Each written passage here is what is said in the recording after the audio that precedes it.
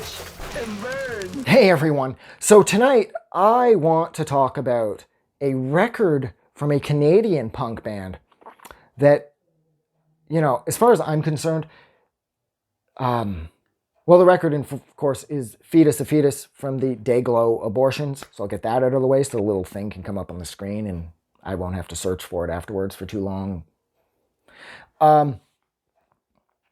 As far as I'm concerned, the Dayglo Abortions, musically speaking, are just important to the history of, entertainment Canada, as Gordon Lightfoot is, or as Rush is, or the Tragically Hip, or, Anne Murray, or Rita McNeil.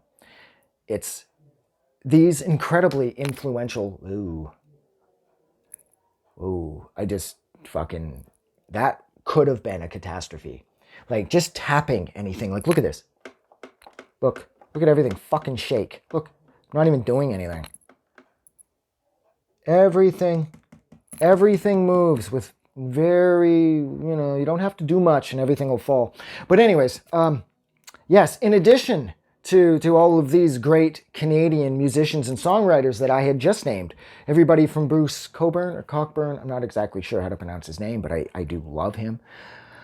Rose Above the Sky is like one of the best songs I've ever heard in my life. And the same goes for, Anne Murray, Rita McNeil, like I said, Rush, and the Dayglo Abortions.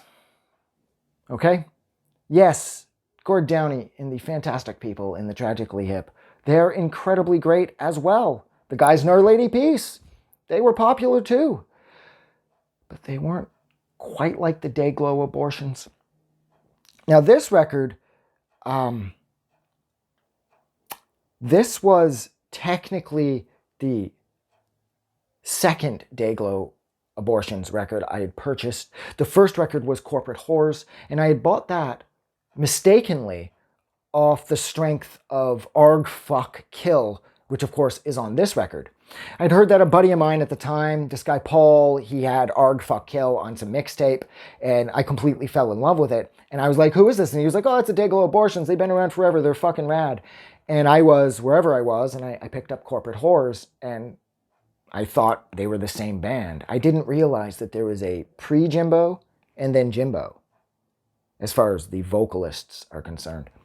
So when I bought this, Arg Fuck Kill was on there, which was a major score for me.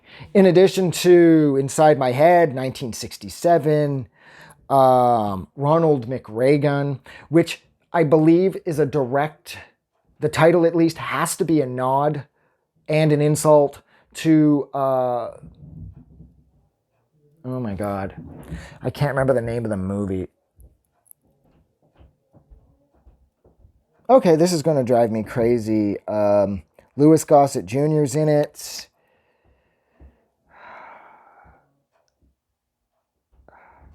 Iron Eagle. Jesus fuck, that was going to drive me crazy. There's a scene in Iron Eagle. Okay, well, first off, the plot quickly of Iron Eagle is so 1980s, go America, that the main kid, his dad, is a fighter pilot who is shot down and captured by an unnamed Middle Eastern country that's probably Libya. And he's going to be executed.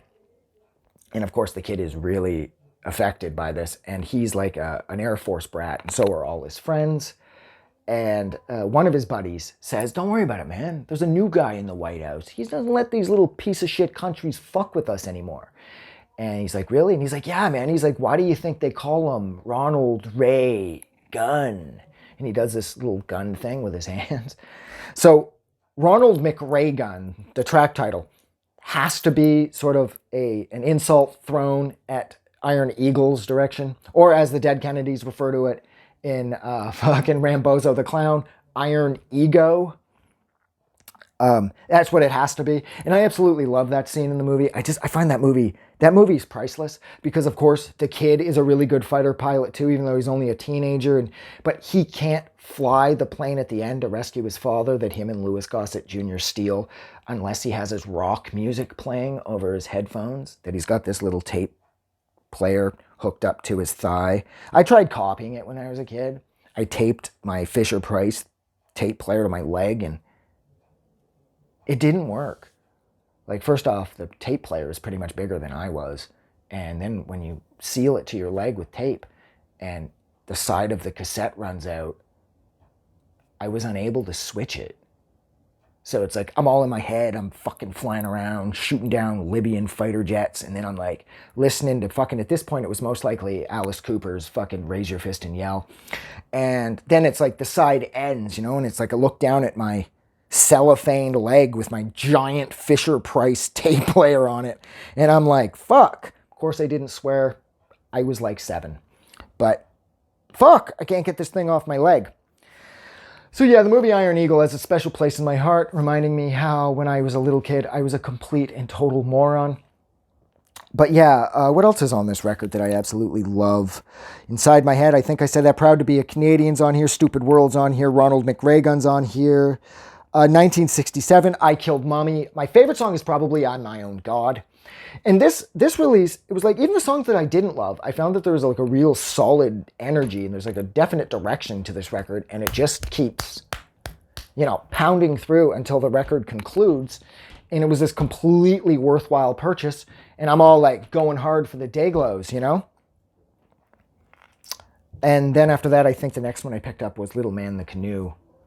And then I started like going back through their other stuff, like Two Dogs Fucking and Here Today, Guano Tomorrow and shit. And I didn't love them as much. It was sort of, for me, it was always the Dayglos were Jimbo. I thought this record was Jimbo. It's just his voice would change as he got older. I had no idea that it wasn't Jimbo on this record.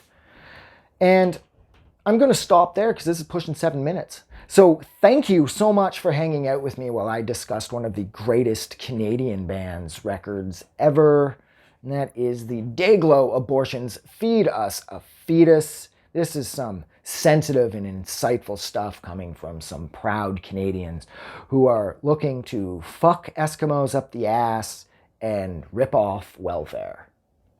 Like always, if you like this review, don't forget to do something nice for somebody, but most importantly, don't forget that the world is a better place because you're in it. And I really appreciate you sitting with me for 7.5 minutes while I rambled on and on about this shit. Thank you. Have a good night. I just wanted to say thank you for making it through the entire video. I really appreciate it. And I'm going to remind everyone one more time, even though I've probably already done this in the video that you just watched, to please click the like button as well as the subscribe button because it helps this channel grow. And thank you for hitting like and subscribe. And we will see you guys really soon.